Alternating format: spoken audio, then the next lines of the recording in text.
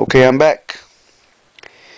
And a lot of you have been calling me and emailing me asking me how is it that my counterclaim applies to a criminal case when it's basically a civil action.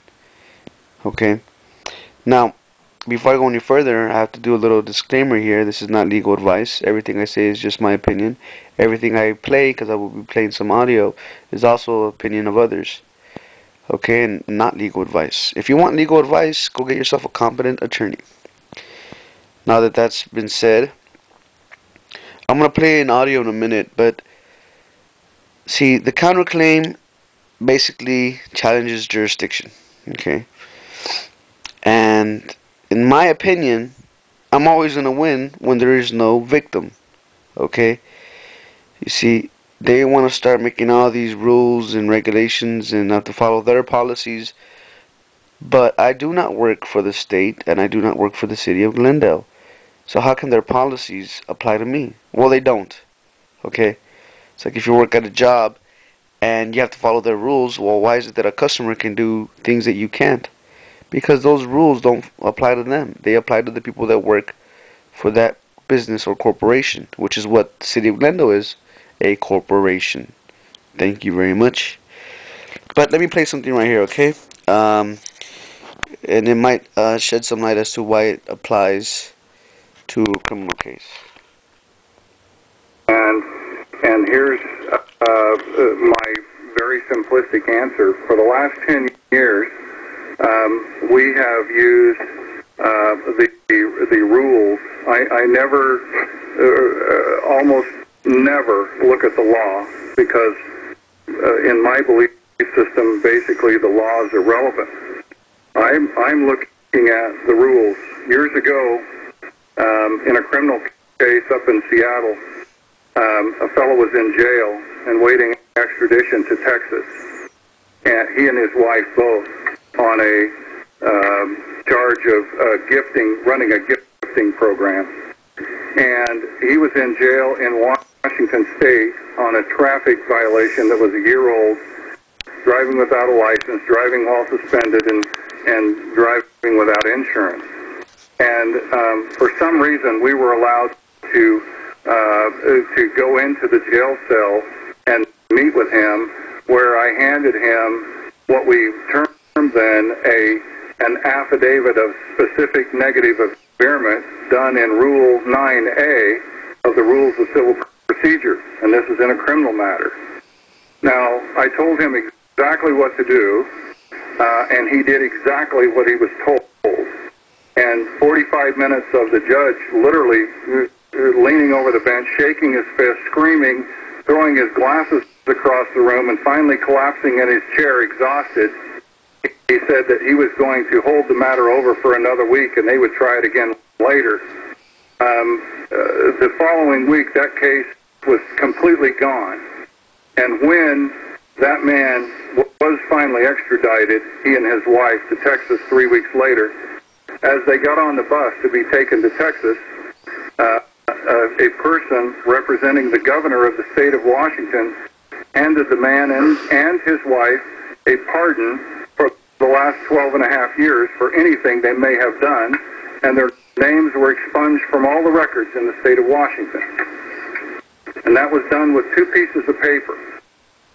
So I have always simply used the rules, and I've asked attorney after attorney after attorney that has come into my life, if I can get a case dismissed with 2 pieces of paper, why can't you?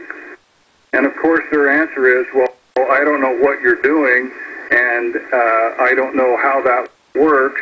But the bottom line is, if they could get the case dismissed with 2 pieces of paper, they wouldn't make any money. And so I look at this from a very simple, because I'm a simple guy. I don't know the law. I don't care to know the law. I don't study the law. The rules are laid out step by step by step in a very efficient procedural manner. And if you just use and apply the rules, you can defeat just about every case out there. Okay, so Sam, are you saying that it's in the rules of court somewhere, the rules of procedure somewhere, that a corporation cannot sue a person? No, anybody can sue anybody. That's not the issue. The issue is, can they have standing? Can they maintain the suit? And the moment you address the merits of the suit, you lose. Okay, so you're saying that a corporation doesn't have standing to sue a person? Only if they have proof of claim. Okay. Only if they have a proof of a claim, an actual contract that has been breached that they can prove. Now, in this dissertation that we got over the weekend, the judge is actually saying that an affidavit from, and he used an example of MERS, who is the servicing agent for millions of mortgages. He said an affidavit from an agent at MERS who looks at a couple screenshots and then makes an affidavit is wholly inadequate to create standing and wholly inadequate to make a proof of claim. Well, that means that every credit card case that's ever been sued can be unwound and undone on a 60B motion, a void judgment, and here's the reasons why it's void. There was no proof of claim. And I am solely 100% in the rules here. And I just use them back and forth. And this rule goes right along hand in hand with everything in my belief system. Well, I very much like this approach because it's, I don't know how to say it, it's so different than the way I normally think. I think in terms of statute. Well, and if something seems intuitively right about paying as much, if not a whole lot more attention to the rules than the statute. Well, it's certainly, Randy, with all the techniques that you have perfected and that, what we've come up with together, you and me, I mean, certainly applying some of these tactics would just make what we do all that much more powerful. Well, look, the Hartford Van Dyke 10 years ago told me, Sam, every case fails at its first defect. Every case fails at its first defect. Find the first defect, attack it, and never leave it. And you will win every time. That's pretty much what Randy does with due process. Okay. And due process, this goes right to the heart of due process. This is due process. Who's the real party in interest? Who are you and what is this? And you're just asking them to prove up and they can't do it, right? That's exactly correct. The issue I keep coming back to is in criminal prosecution, does the federal government or the executive branch of the federal government have standing by statute like they do in Texas? Well, can I address that? Yes. Okay?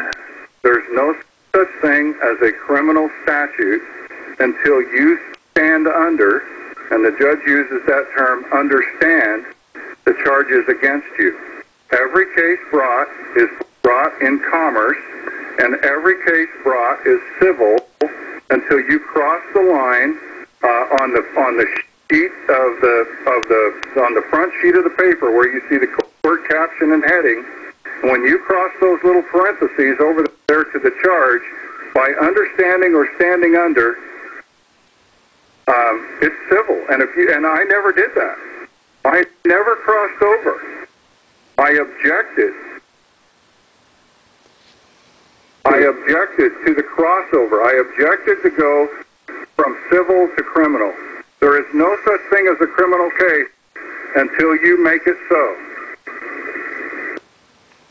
So now you know why. I'm going to make a second video, maybe even a third because it's kind of long, but that's basically what I believe as well.